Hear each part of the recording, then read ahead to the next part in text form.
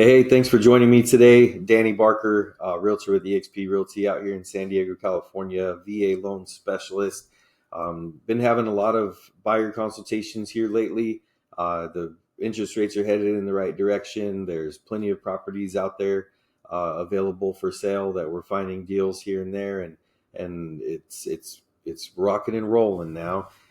Waiting too much longer, you're might be finding yourself in a very competitive market. I'm not saying that that's for sure going to happen. Obviously, none of us have a crystal ball. But in these buyer consultations that I've been having lately, I've been having to go through step by step what to expect when you're shopping and then purchasing a home. This eats up 10, 15 minutes of the meeting. Doesn't really need to be that way. Let's get this explanation done before the meeting, moving forward. So shopping. You are looking on the internet. I recommend homes.com. Using homes.com, there's a very easy filter system that you can do. It's pretty accurate to what's available on the market. Using Zillow.com has become a lead machine, and every which way half the clicks that you're doing is sending metadata all around the world and all that stuff. Okay, so you've got the internet shopping. You yourself are attracted to certain things. I'm not here to tell you what to be attracted to. I'm just saying dial in your attraction stuff, find what you're most interested in, and then you take those properties and you really dig in. You look at all the pictures, you do all the numbers, what to expect for your mortgage payment. If I were to have to move out or choose to move out, how much would the place rent for? If I were to take roommates, how much should I expect a roommate to pay? And then you can do your own calculating of your mortgage. And that's something that we still do in my meeting together. So now we've got all of that all cleared up. We've got 3 or 4 properties that really rise to the top. Let's go see those properties in person. We go see them, we smell them, we walk around the neighborhood if needed, we drive around the neighborhood if needed, we figure out what the commute is to, commute to work, commute to the babysitter's house, commute to the grandparents, commute to the soccer practice. While you're at the property, do all those searches on your Google Maps. Don't forget. So now that we're at the property and we like it, we figure out, okay, we like this property. We want to be the next owners, right? Then you have to do your offer. Now, for the offer, you're going to offer a price and you're going to offer certain conditions. So price and conditions of your offer. First, let's talk about the price. You can look at what sold recently around the neighborhood and try to measure that against what the seller has advertised to the world that he would be willing to sell said property for. If those are matching up, then you're probably in the good. If they don't match up, then what you got to dig into is why. Why would this property be worth more or less than the like properties that are around it? Now we come into condition of home, position of home, where is it at, and so on and so forth. So the condition of the home: is there flood? Is there mold? Is there fire damage? Is there electrical problems? Is there plumbing problems? Is there just aesthetic problems? Are these aesthetic problems just indicative of bigger problems behind it? All right. So now that we've got our price, we got to get the terms. So in the terms, we're going to say we are going to put this much down for our VA buyers. We're going to do 0 down. We might ask the seller to cover the closing costs by making concessions. So concessions from the seller. For a VA loan, asking 3% back usually covers all of the closing costs. You might have a little bit of leftover there to prepay some HOA payments, or maybe buy down your rate if it's that heavy of an overage. And we can also talk about how we can apply those extra concessions from the seller so you've actually paid down your debt. All right, so there's that. And then the close of escrow, that's going to be 21 days is a fast escrow with the VA loan, and 45 days is the longest escrow that I would expect a seller to even entertain. If you're going to offer them 45-day escrow, a lot of times they'll say, why don't you come back to me in a couple of weeks if we're still available? We'll go into escrow with you for the 30 days from then, right? So usually trying to get it 21 to 30 is your best deal. All right. So in there, you're also going to write down how much am I going to give for my deposit. Deposit is normally 1% to 3% of the purchase price. So if you're purchasing a property for 300,000, 1% is 3,000. So you would put 3,000 as your deposit. This deposit goes to the title or the escrow company, whichever is the appropriate company in your state. They have this money set aside. It's your money. It is to be used as your down payment or towards your closing costs, uh, or returned back to you. There is a chance that you get to a certain part of your escrow, the time between your offer being accepted and closing on becoming the owner is the escrow time. So during escrow, if you change your mind for an unauthorized reason, just woke up one day and said, you know what, I don't want this house anymore. The sellers can ask to keep that money. And if you want to give it to them, you give it to them. But I don't know any buyers in my world that would like to give the seller the deposit for the house that they're not going to buy. So you can go through arbitration and it could lead to lawsuits or whatever the case is. But that happens very, very seldom. I just want to make sure that you understand right here in the beginning that when you go into escrow on a property, it's a property you want to buy. You don't go into escrow on a property. You don't make an offer to a seller on a property that you think you might want to buy. You only make an offer on a property that you know you want to buy. Right? So you got the price, you got the terms, you got the conditions, and we're ready to rock. This you present it to the seller. The seller can do one of four things. He can ignore it, he can reject it, he can accept it, or he can counteroffer. If he counteroffers, you can do one of four things with that counteroffer. You can ignore it, you can reject it, you can accept it, or you can counteroffer their counteroffer. Once this goes back and forth enough that both sides are agreeing to move forward, both sides have signed, now we have a purchase agreement in place.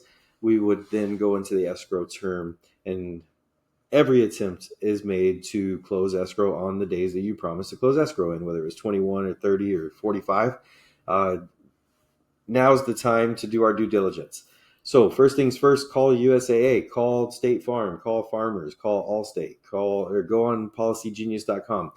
Get as many insurance quotes as you need to feel comfortable and confident that you will have insurance on this property and you know how much it's going to be. Provide that to your lender. That documentation is going to end up going into your final approval paperwork. Your final approval cannot happen without your having insurance already on the docket. All right, so then we're going to roll into the inspection. We're going to schedule a whole house inspection. In the whole house inspection, if you're concerned about something and you want an expert to look at it, you can order expert inspections as well. A lot of these companies have the experts.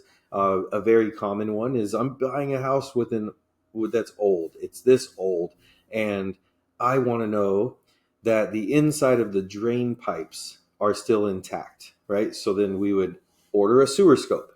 That's going to make a video of the entire stretch from the clean out that they get into at the property, which is usually right outside the house. They'll go through the clean out and they'll work their way as far back as they can. In doing so, they might find cracks and crevices and bellies is what they call them. Belly would be where the pipe goes down and then up, and now a little bit of water just sits there. That's not the best thing forward. So anyway, you're getting that expert opinion. So you have your whole house inspection, right? And then I didn't mean to go on the weeds in the sewer scope, but you got your whole house inspection done.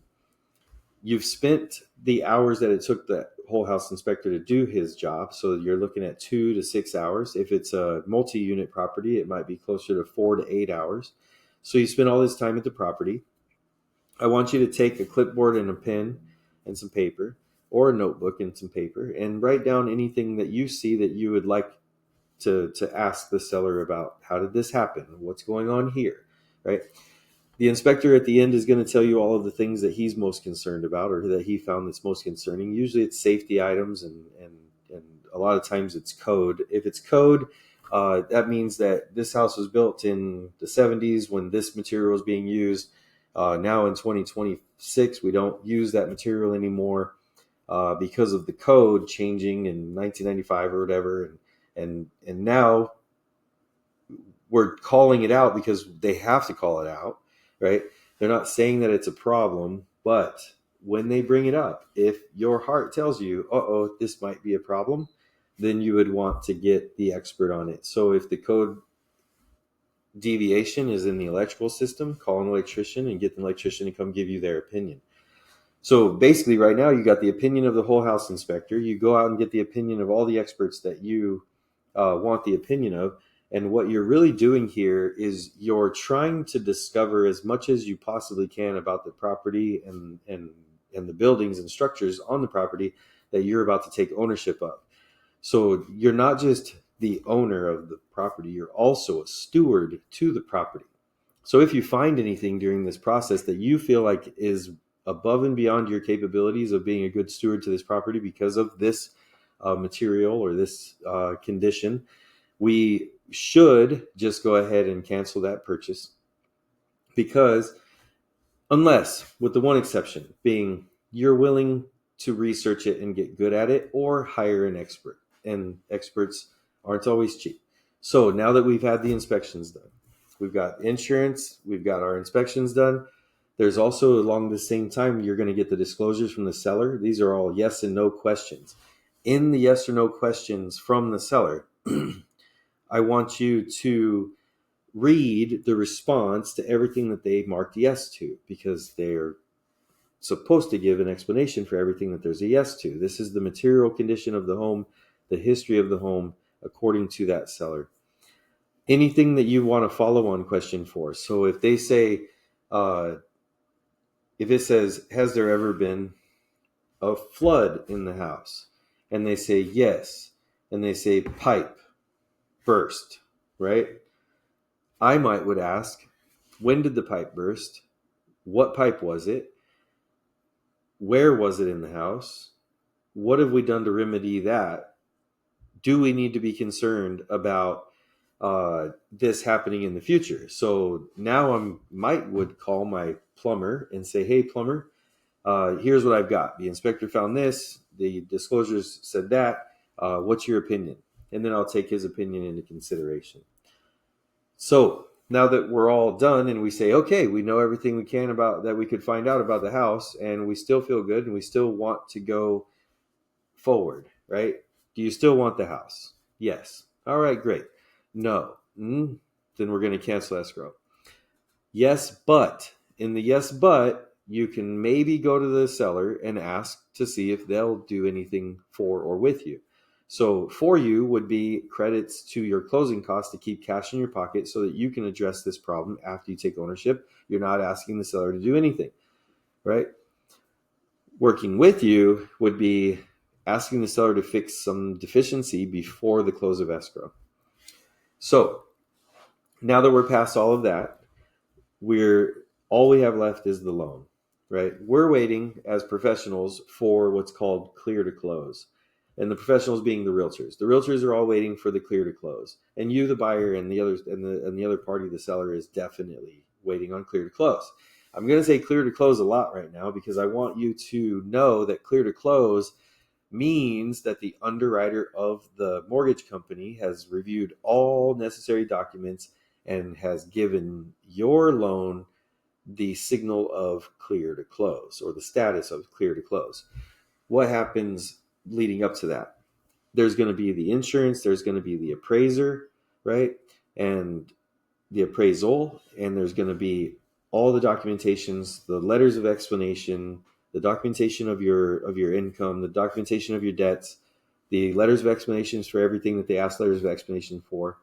They're going to have the termite inspection report saying that they have termite inspection clearance. If there's a septic system, they're going to want to see that the septic was pumped and certified. And if there's a well, they want to see that the water was tested. So this underwriter takes into consideration every material fact of the house that they have access to. And they say, we're good. He wants to buy that for $500,000. We say it's worth $500,000. And we think that he's going to make a wonderful buyer, or she. It's not just men out there. I'm sorry about that. So we think they are going to make a wonderful buyer. Let's go ahead and give this loan the clear to close. So from the clear to close, the loan docs will travel digitally to your escrow company or title company or lawyer. They're going to hire a notary. The notary is going to meet you in person. The notary is going to print everything out. The notary does not explain any of the loan documents to you. They do not explain any of the process to you. They're actually forbidden to do so. So, leading up to the loan and loans getting clear to close, you're going to be given the loan disclosures. In the loan disclosures, it's going to go line by line, every material fact about that loan and about that agreement that you're about to enter into with this mortgage company. That is the time to ask the questions. The time to ask the questions is not at the closing table with the notary in front of you, with the person that cannot explain anything to you, right? In some states, your realtor, maybe even your lender, would be at the closing table, but in most cases, they're not. So when the loan disclosures come to you, don't just sign them and then take an issue with them at the closing table. If you're just going to just sign the disclosures, then you should probably just sign the loan. And then I guess you'll figure out eventually what you got yourself into. but that is not my advice. My advice is to go ahead and review all of those disclosures and documentation provided to the underwriter and know what you're getting into. Know as much as you can about the house. Know that you have a professional appraiser that went out and agreed with the amount that you're spending on the property. Know that you're going to have insurance and you know how much it's going to cost and you know what the coverages look like. At this point, you are ready to be a homeowner. Be a good steward to that home. I really, really, really makes me sad. It makes me so sad when I run into people that were not good stewards or maybe inherited a property that the person wasn't a good steward to it. It could be weeks and months and tens of thousands of dollars of disrepair just from ignoring problems. So my closing statement is, do not let that $50 fix become a $500 problem that turns into a $5,000 issue. Get it fixed as soon as you can afford to get it fixed. As soon as you identify that it needs to get fixed, get it fixed. Deferred maintenance is the word, right? But procrastination is the action that causes deferred maintenance. All right, so don't procrastinate out there. Be good stewards to the home. Thanks for joining me. This actually, look at it. It's 17 and a half minutes, and that's without stopping and pausing and discussing. We just saved ourselves 20 minutes right now, and we can spend that 20 minutes talking about what you're going to buy and where you're going to buy it instead. Thank you for joining me today. See you on the next one.